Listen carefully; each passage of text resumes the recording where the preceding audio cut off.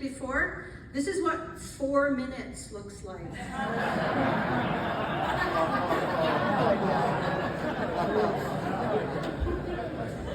I'm going to read what I've written rather than trying to wing it and stick to the time limit.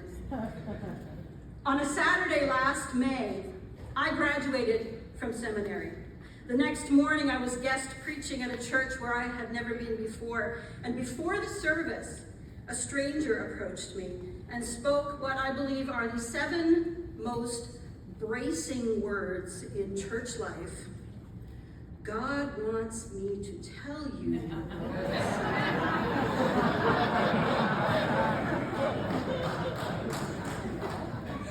Hold that thought. God says, I've been preparing you for this your whole life. So, enjoy it. That brother had no idea. For over 40 years, I had carried God's calling to serve him in his church, teaching and shepherding.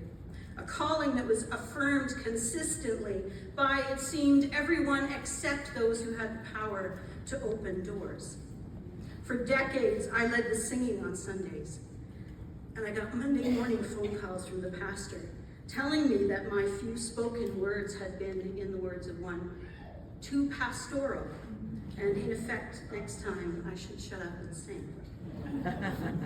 In 2005, I just couldn't do it anymore, and I left. I walked away from the brick and mortar church and straight into the deep end.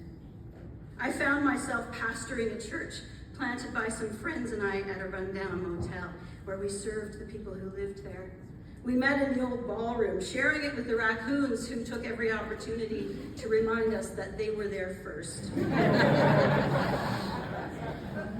Wanting to learn and to pastor well, I connected with the local ministerial about attending their monthly meetings, and they told me no, clergy only. In a 2008 blog post, I lamented my frustration. I wrote, "They've all had the training and mentoring I wish I had. They've all had the laying on of hands, followed by light refreshments, and they all see me."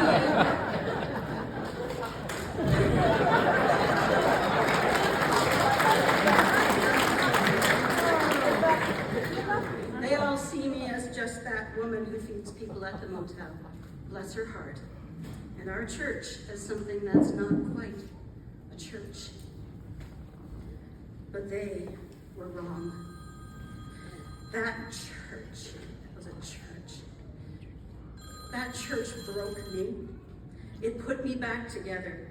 And those people made me strong. So that when God called me back to the brick and mortar church, I was ready. In 2018, a CBOQ church hired me to lead the singing. But in 2019, they gave me my first opportunity to stand among them and preach the message that, like Paul writing in 1 Corinthians chapter 9, I am compelled to preach. And in 2023, they gave me their laying on of hands and some top-notch light refreshments.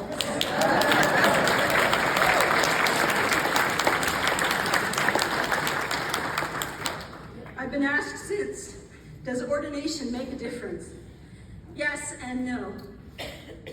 No, I'm still me, continuing to do the work that in spite of everything I have been doing my whole life. And yes, every time I stand to preach, I know those hands are on my shoulder.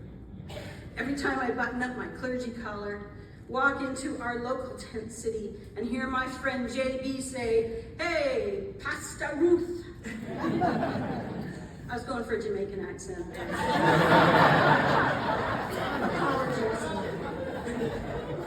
I know that I am there because I am sent. So to this family of churches, to my stalwart husband and sons, thank you. To my fellow new and soon-to-be ordinands, God wants me to tell you something.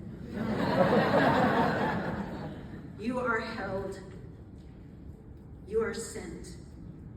So enjoy it. Thank you.